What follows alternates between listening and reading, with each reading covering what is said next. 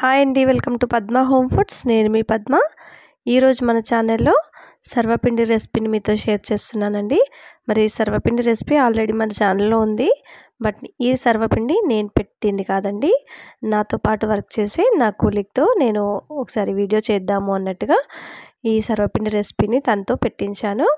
తను ప్రిపేర్ చేసింది చాలా టేస్టీగా ఉందండి. తను చేసే ప్రాసెస్లో మీరు కూడా ఒకసారి ట్రై చేయండి. మరి ఈ ప్రాసెస్లోకి అయితే వెళ్దాము. ఇక్కడ ఒక మిక్సింగ్ ప్లేట్ తీసుకొని అందులోకి 2 కప్పుల వరకు బియ్యం పిండిని వేసుకున్నాము. తర్వాత ఇందులోకి ఒక 4-5 పచ్చిమిర్చి, ఒక 6-7 వెల్లుల్లి, జీలకర్ర, కొంచెం సాల్ట్ వేసుకొని కచ్చాపచ్చాగా పేస్ట్ చేసుకొని పచ్చిమిర్చి పేస్ట్ వేసుకోవాలి. తర్వాత ఇందులోకి 1/2 టీ స్పూన్ జీలకర్ర, 1/2 కప్పు వరకు నువ్వులను వేసుకోండి. మీరు శనగపప్పు వేసుకోవాలనుకుంటే ఒక 1 అవర్ ముందు శనగపప్పు నానబెట్టుకొని వేసుకుంటే చాలా బాగుంటుంది. తర్వాత ఇందులోకి ఒక 1/2 టీ స్పూన్ చిల్లీ పౌడర్, తర్వాత రుచికి సరిపడా సాల్ట్ని కూడా యాడ్ చేసుకోండి. ఈ విధంగా సాల్ట్ని యాడ్ చేసిన తర్వాత పల్లీలని ఒక 1/2 కప్పు వరకు తీసుకొని ఫస్ట్ వేయించుకున్న తర్వాత పుట్టంతా తీసి కొంచెం కచ్చాపచ్చాగా దంచి వేసుకుంటే చాలా బాగుంటుందండి. తర్వాత ఇందులోకి కరివేపాకు రెమ్మలు, అలాగే సన్నగా తరిగిన ఉల్లిపాయ ముక్కలు, తర్వాత కొంచెం కొత్తిమీరని కూడా యాడ్ చేసుకొని ఇవన్నీ కూడా పిండికి పట్టే విధంగా కలుపుకోవాలి. ఈ విధంగా అన్నీ కలిసే విధంగా కలుపుకున్న తర్వాతనే వాటర్ని యాడ్ చేసుకోండి. అప్పుడే మనకు పర్ఫెక్ట్గా ఉంటుంది. ఈ విధంగా అంతా కలుపుకున్న తర్వాత కొంచెం కొంచెంగా వాటర్ని అయితే యాడ్ చేసుకోండి.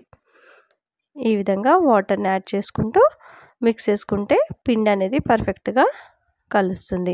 ఇక్కడే మనం కొంచెం సాల్ట్ అనేది చూసుకొని సాల్ట్ కలుపుకుంటే పర్ఫెక్ట్గా ఉంటుందండి. ఇక్కడ మాకైతే తీసుకున్న క్వాంటిటీకి సాల్ట్, చిల్లీ పౌడర్ అన్నీ పర్ఫెక్ట్గా సరిపోయాయి. నా కొలీగ్ అయితే చాలా బాగా సర్వపిండి పెట్టింది. తను పెట్టిన ప్రాసెస్లో మీరు కూడా తప్పకుండా ట్రై చేయండి. ఈ విధంగా వాటర్ వేసుకుంటూ పిండి ముద్దనైతే ఈ విధంగా కలుపుకోవాలి. ఈ విధంగా కలుపుకున్న ఈ పిండి ముద్దను 2 పార్ట్స్గా డివైడ్ చేసుకున్నాము.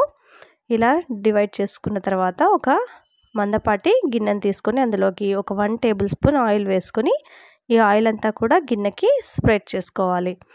తర్వాత పిండి ముద్దను తీసుకొని ఇందులో వేసుకొని మొత్తం అంతా కూడా ప్రెస్ చేసుకుంటూ మొత్తం ఒత్తుకోవాలి.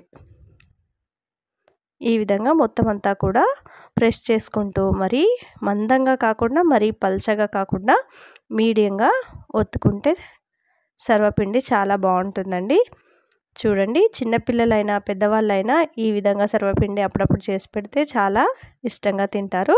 ఈ విధంగా గిన్నె మొత్తం స్ప్రెడ్ చేసుకున్న తర్వాత మధ్యలోకి హోల్స్ పెట్టుకోవాలి. ఆ హోల్స్లో ఒక 2 డ్రాప్స్ అయితే ఆయిల్ వేసుకున్నామండి.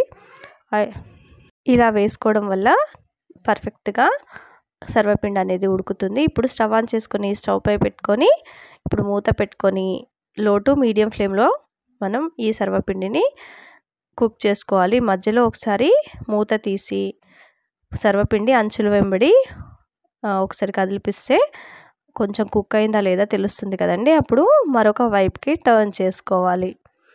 ఈ విధంగా మరొక వైపుకి టర్న్ చేసుకొని మరొక 5 నిమిషాల పాటు లో టు మీడియం ఫ్లేమ్లో కుక్ చేసుకున్నామంటే ఎంతో టేస్టీ యమ్మీ సర్వపిండి రెసిపీ రెడీ అయిపోయిందండి. మరి ఇంకెందుకు ఆలస్యం, మీరు కూడా మా కొలీగ్ పెట్టిన విధంగా ఒకసారి మీరు ట్రై చేయండి. మీకు ఎలా అనిపించిందో మీ ఫీడ్బ్యాక్ని కామెంట్లో తెలియచేయండి. వీడియో నచ్చినట్లయితే తప్పకుండా లైక్ చేయండి, షేర్ చేయండి, నా ఛానల్ని సబ్స్క్రైబ్ చేసుకుని సపోర్ట్ చేయండి. Thanks for watching.